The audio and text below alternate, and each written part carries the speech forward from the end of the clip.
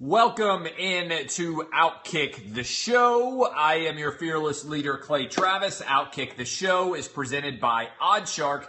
Go to Oddshark for all of your gambling and informational related needs. Lots to get to today as news continues to rain down all around us. Sometimes I'm even stunned by how big of news we can have in a week where nothing is actually going on. Congrats to the Florida Gators on their College World Series championship. I believe since 1960, this makes the Florida Gators only one of three schools that have won a baseball, basketball, and football championship.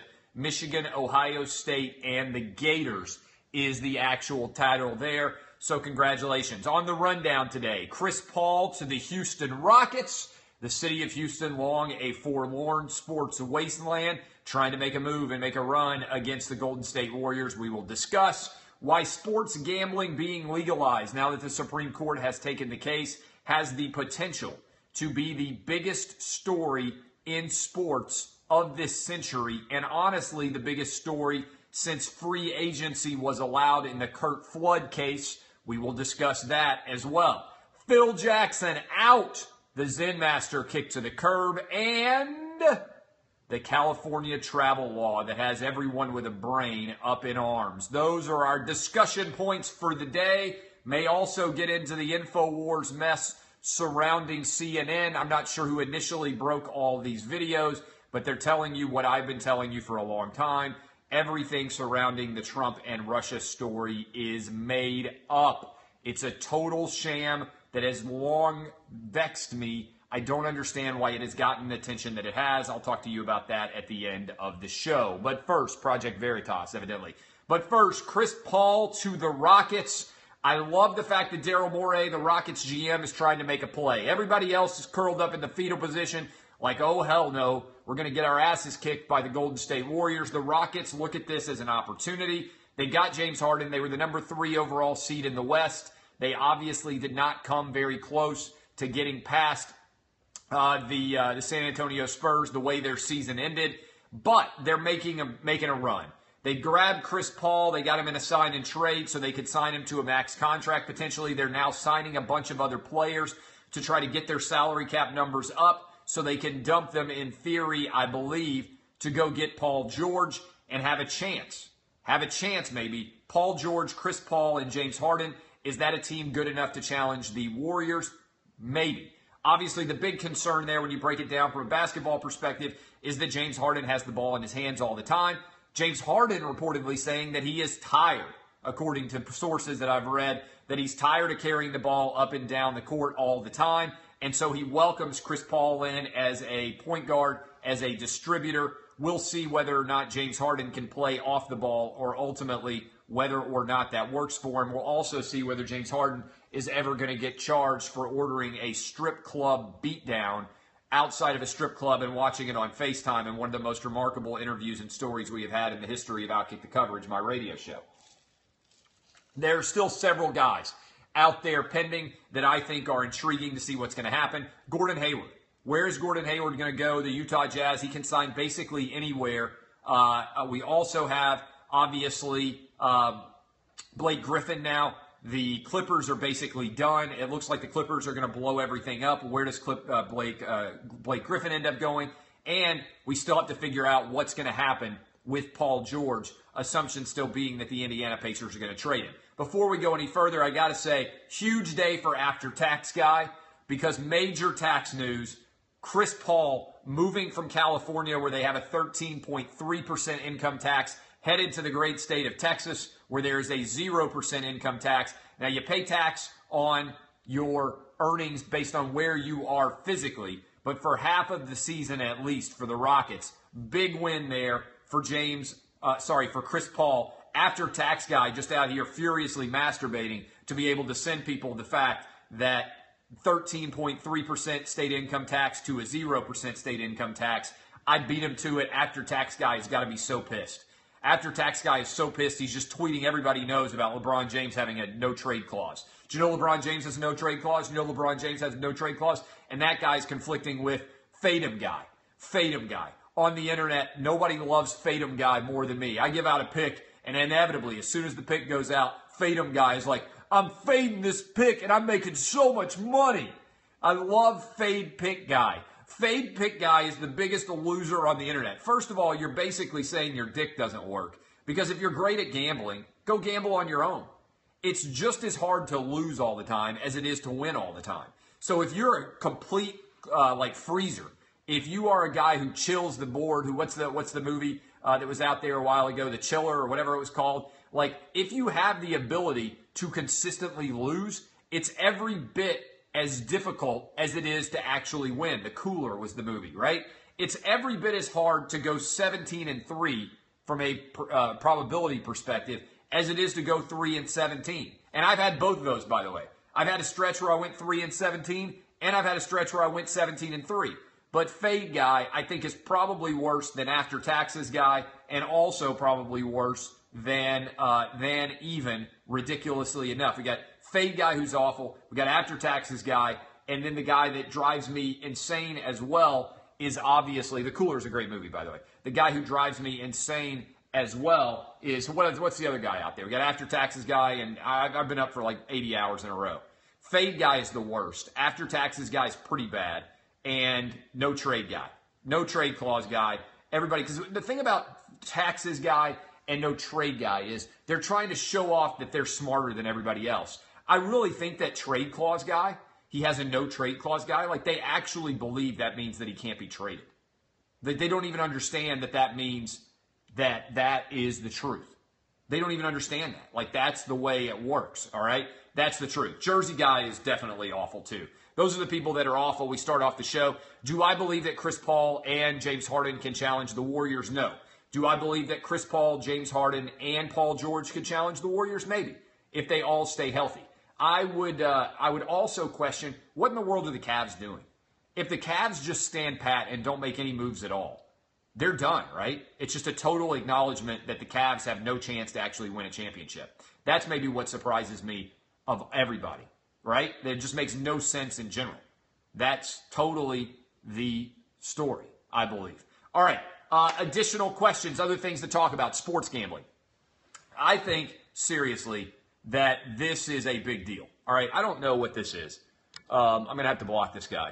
If you're kind of a cunt, just so you know, and I just happen to look up and see, man, you're a cunt. You're gone. Like if I look up and I'm like, man, that guy seems like he's kind of a cunt. And then I see another statement and it proves to me that you're a cunt, you're out of here, right? I mean, like, this is how Clay Kyle works. I don't even read most of the comments, but every now and then while I'm talking, I can look and actually see what people are saying. And I'll see a guy and I'll be like, that's kind of a cunt comment. That's kind of a guy being a pussy. And then I'll think, maybe it was just one-off being a pussy. And then if I see it show up again, I'll be like, no, wait a minute. That guy's definitely a cunt. And then bang, he's gone. And people are like, well, why do you do that? And I say, because, look, this ain't a democracy. This is a clayocracy. Like I said today on the morning show, Jason Martin's like, you keep cutting me off, my producer. I said, look here. I'm like the coach, all right? I am like the coach. I grab a whistle. Anybody who's ever played on a sport, right? You could be in the middle of practice. Coach blows the whistle, and everybody knows what happens next, right? You immediately stop whatever you're doing and turn to look at your coach. That's what I do. I'm the coach of these shows. And every now and then I got to coach everybody up. Sports gambling. This is the biggest story of the 21st century. I'm surprised it's not getting more attention. Back in the 70s, I believe it was, if I remember my sports law well enough, the Curt Flood case happened. And in the wake of the Curt Flood case, what happened was NBA, NFL, Major League Baseball, free agency, they all followed. And as a result of free agency, the amount of money in sports blew up. The other case that mattered a great deal was, I believe, in 1983. This is a great case. And if you're a lawyer and you happen to be listening or watching to this, Outkick CLE, my CLE company, Continuing Legal Education for Lawyers, we did an entire case on the 1983 Supreme Court decision. I couldn't believe this when I actually did my research. The NCAA used to sell television rights for college football.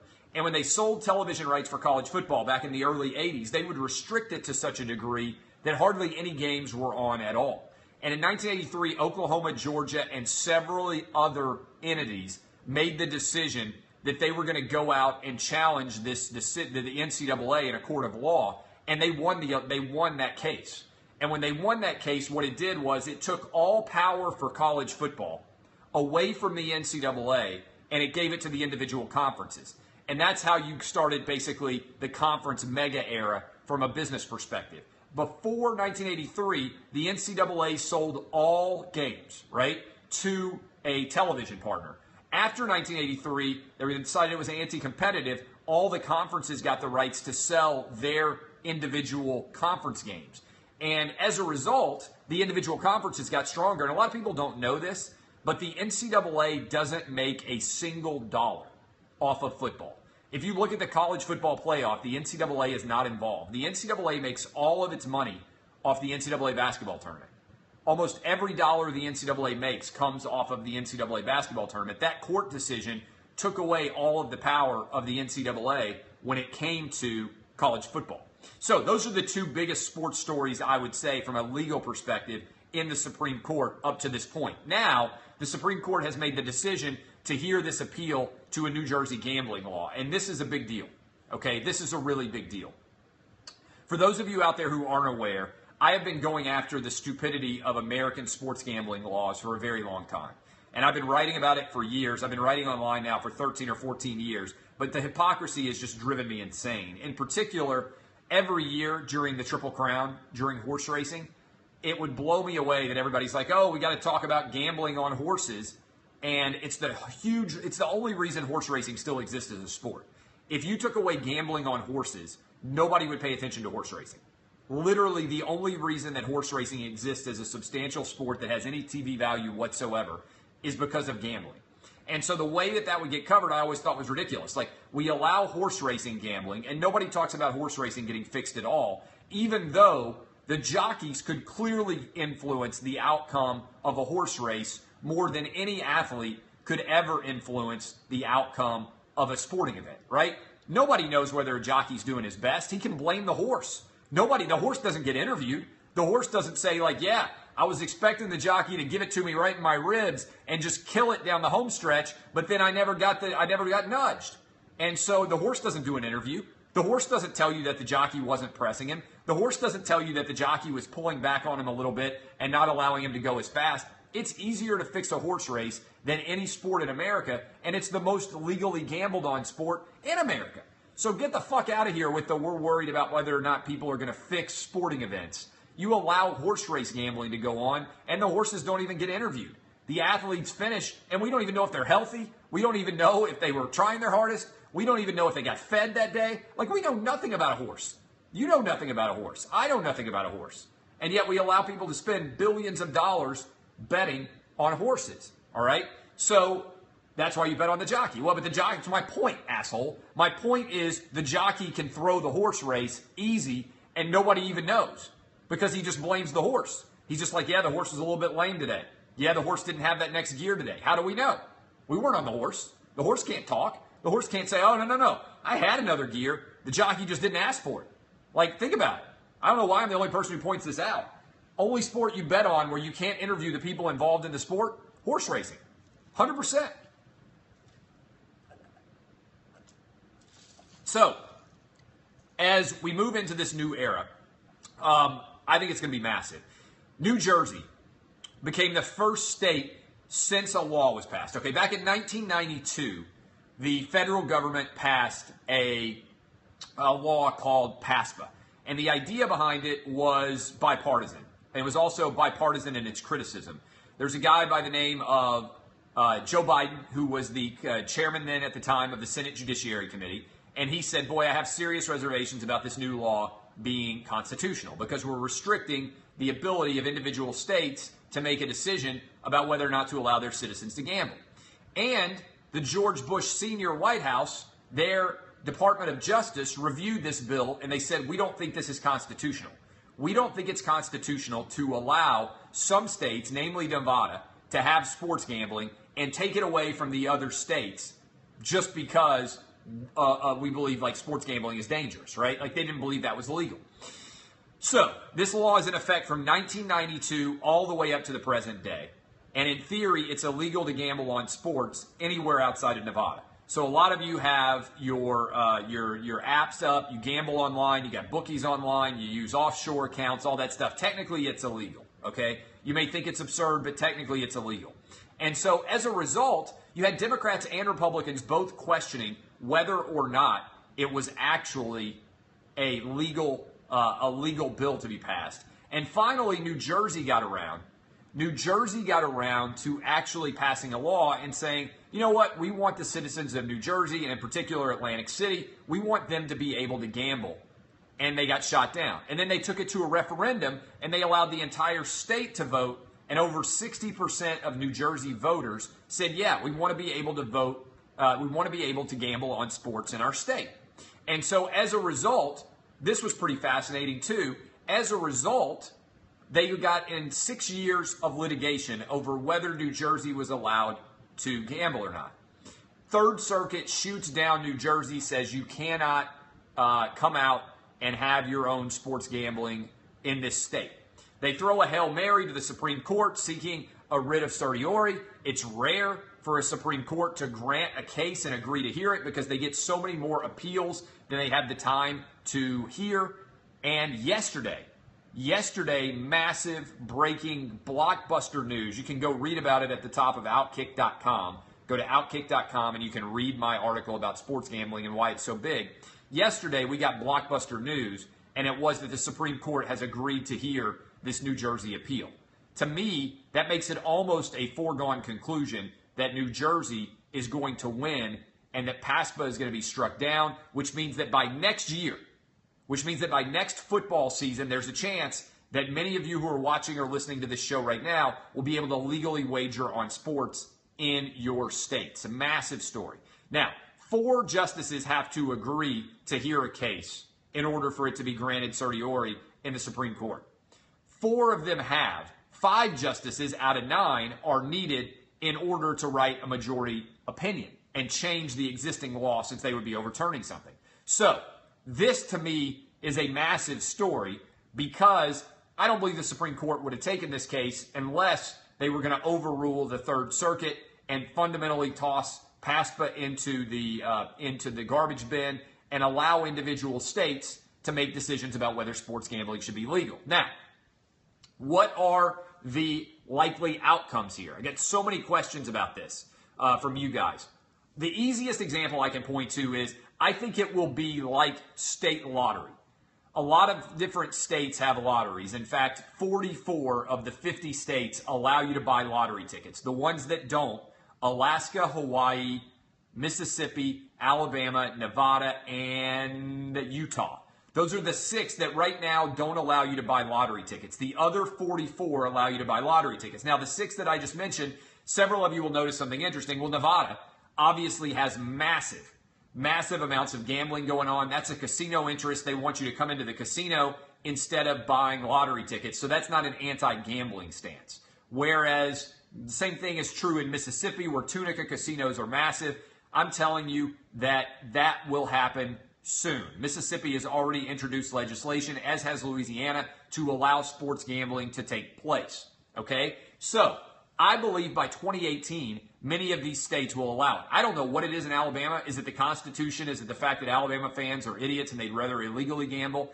I don't know what the deal is in Hawaii or Alaska either. Utah is obviously the Mormon faith. I don't know what the power is in Alabama. But I think there are very few states where you won't be able to gamble. And if you can't gamble in those states, a lot of you will live close enough to neighboring states that you can drive over the line like you'd be willing to or able to now to go get lottery tickets. You'll be able to drive across state lines and go buy tickets, like gambling tickets. So if Alabama wouldn't do it, then I would think that all of the jurisdictions directly across the Alabama state line, in Tennessee, in Georgia, in Mississippi, in Louisiana, in Florida, all of those different places would immediately open up gambling offices right across state lines. So Alabama fans drive over there, Alabama sports fans drive over there, place their bets, and then the stupid capstone state down in Alabama, they end up losing all the money and revenue that they would otherwise have produced through this example. So I am fascinated by this story. I think it's going to fundamentally change everything. Okay? I think it's going to fundamentally change everything about sports, about content, about the way games are done. I think you'll have notices going out from ESPN and Fox and CBS and NBC where games are tight. Instead of it being like, oh, it's a 21-3 game, nobody's going to watch. It'll be like over-under in play, turn it to NBC now. That's what I think is going to happen. They'll have a constant ticker at the bottom of the screen. They will go all in on gambling. I've talked about this before.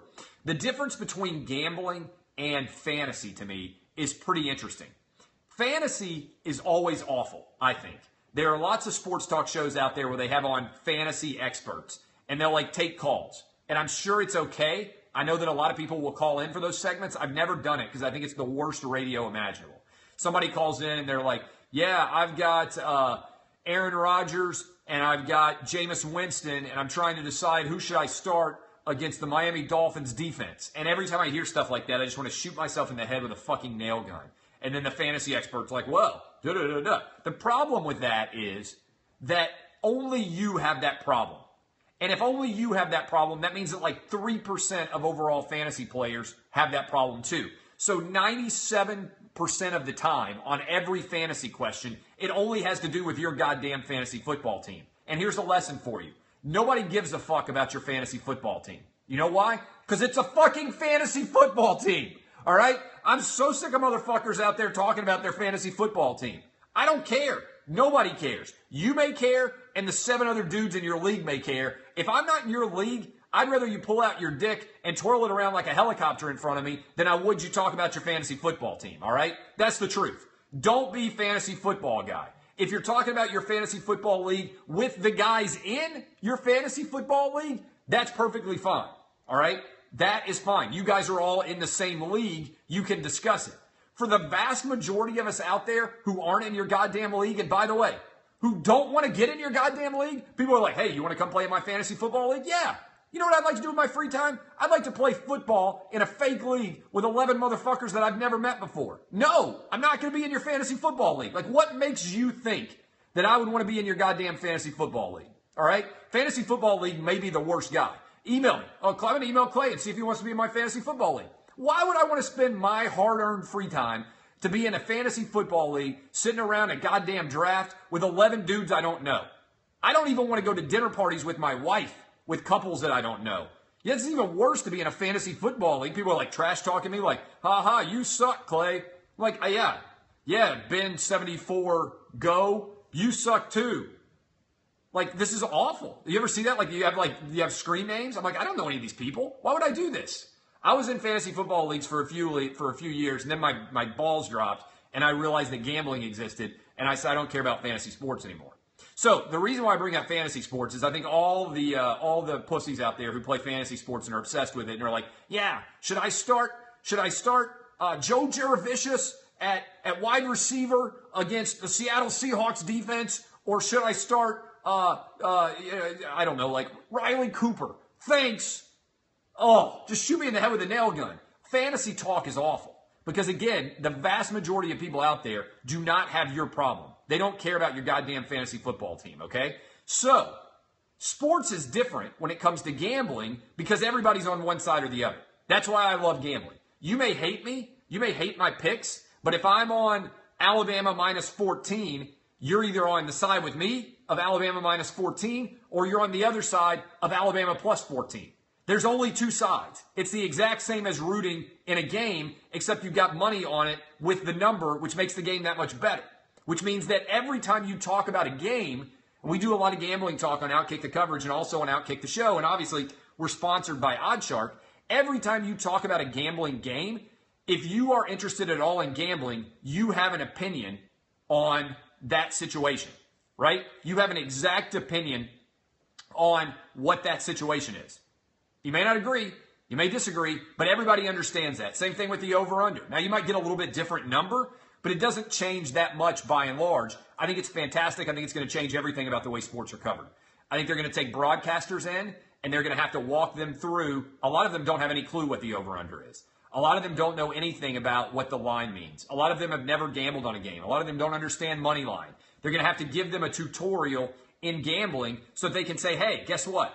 If the score is 35-3 and it's the fourth quarter, instead of talking about back in the day when, I don't know, when Phil Simms used to play football in 1984, you could be like, well, there's 38 points been scored in this game. The over-under is 44. Do you think we're going to hit it here? And then that becomes the storyline, because what they found is that the people who watch to the end of the games overwhelmingly tend to have money on the games. Because most people, once it's like a 3-score game and they already know who's going to win or lose, most people dial out. Gamblers sit around and watch the whole game. I can't tell you the number of times I have sat through an awful football game that has no relevance whatsoever just to see whether the over-under is going to hit, just to see whether or not there is going to be a cover. It's a brutal feeling when somebody's driving and it's a great feeling too. It makes the game so much better. So many of you are like me, and they've actually been able to track that in terms of ratings and show that the number of people who stick to games is massive if there's money involved. So I think it helps ratings. I think it's going to change everything fundamentally. There will soon be gambling-specific shows on television. And I say that as part of the first group that has ever done a live show from a casino. FS1 early on with my guy Todd Furman, they took a lot of risk with us. And one of the things we pitched was we need to go to Vegas and do the NCAA tournament live from a casino. Now, nobody watched it because it was on FS1 in the first year that they were doing FS1. But we were the first people to ever go live from a casino and do a show. And it was pretty fantastic. And I think that will become very commonplace going forward even more and more. I also think that every state is going to have to make its own decisions. First, are you in? Do you want to do it much like the lottery? As I said before, 44 of 50 states have a lottery. Okay, somebody just said you win 100% of the bets you don't make, and he just got blocked.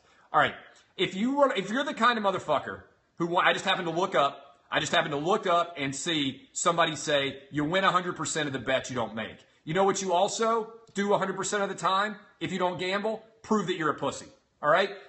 If you are the kind of guy who doesn't have the balls to gamble, then you shouldn't be watching this show. I'm not going to allow you. I'm going to knock you out like I just did that guy. You win 100% of the bets you don't make. You know what you also do? Prove that you never have sex in your life, that you never talk to an attractive woman. If you don't ever risk anything, then you don't ever win either. Well, I could try to make a lot of money, or I could go ahead and make $45,000 a year for the rest of my life. I know I'm going to make $45,000 a year for the rest of my life if I don't take a risk. Why would I take a risk? I get 2 weeks off, and I net $28,000 after taxes every year. Do you know how well I can live on $28,000 after taxes? I go to Ryan's Steakhouse once a month. That's what I do. You know how good of a life I have? That's the $45,000 a year guy who doesn't ever bet. Yeah, congratulations. You're going to be mediocre for the rest of your life. You are going to fail at everything. You're going to prove that basically you have both a real and metaphorical pussy. You are a loser. Now, maybe you'll be happy. Maybe you'll be happy that you make $45,000 a year for the rest of your life and that you can never afford to buy a new car and that you're never going to actually own your own home and that your wife is going to silently cry herself to sleep every night because she married a total pussy. You know that? You ever heard that line? I think it's totally true. Women are the biggest fear that every woman has. You know what the biggest fear that every woman has? That her husband's actually a pussy. You know what the biggest fear that every man has? That his wife is crazy. I'm telling you right now, two biggest fears. Biggest fear for men is that he's married a crazy person. Biggest fear for woman is that she's married a pussy. Totally correct. You break it down, or dating or anything else, women's number one fear. They all say, oh, we want a loving man, we want an inclusive man. No. They want a man who's not a pussy. Their biggest fear of all women is that they married a pussy. That's what their biggest fear is. There are lots of things you can do wrong. Biggest fear for women when they're dating or getting married is, my God, I hope my husband doesn't end up being a pussy. That's what they fear. Men, on the other hand, are like, my God, I hope my wife's not crazy. Those are the two biggest fears. Biggest fear for men is, I hope my wife's not crazy. Biggest fear for women is, I hope my husband's not a pussy. So, you win 100% of your bets you don't place is not a guy that I want watching this show. He's a pussy. So, a couple of other things before we go here today. I want to, what was I saying? So I think it's going to change everything. You can go read my article at Outkick if you want to get more information about why this is going to be a big seismic impact on the larger universe of sports. Go read my article. It's at the top. By the way, I own Outkick.com now, so you can just type in Outkick.com, take you right to the top article on the site. Phil Jackson out. You can pay me $60 million for 5 years, and I will suck a dick every year and be happy with it. $12 million a year. He made $11 million coaching the Chicago Bulls during their dynasty, and he just made $12 million a year to suck with the New York Knicks. That, my friends, is not a bad gig. And finally, I don't even have time now because we've gone well over. Tomorrow. Sometimes we're smart, sometimes we're crazy. We try to always be smart, original, authentic, and smart, original, funny, and authentic. That's what I try to do every single day. Smart, original, funny, and authentic. Tomorrow, we are going to go all in on this California law, which doesn't, in theory, allow people to travel for sporting events in Texas, Alabama, Tennessee, Mississippi, Kansas, South Dakota, North Carolina, and Kentucky. All 8 of those states, state-sponsored travel now forbidden in all 8 of those states. That impacts UCLA, Cal, Fresno State, UC Santa Barbara, all of the teams in the California quadrant. And so I'm going to dive all in on this. It's a massive story. We're also going to talk a lot about sports gambling. 6 to 9 a.m. Eastern tomorrow, only on Fox Sports Radio, all 50 states, Sirius XM Channel 83. Wake up and watch. I am Clay Travis. Thank you guys for allowing me to come entertain you. Remember, if you're the kind of person who says you win 100% of the bets you don't place, you don't belong in this show because you are a pussy. Go watch ESPN. Don't be a pussy. My name is Clay Travis. This has been Outkick the Show. Kisses to all of you. I'll see you tomorrow morning at 6 a.m. Eastern.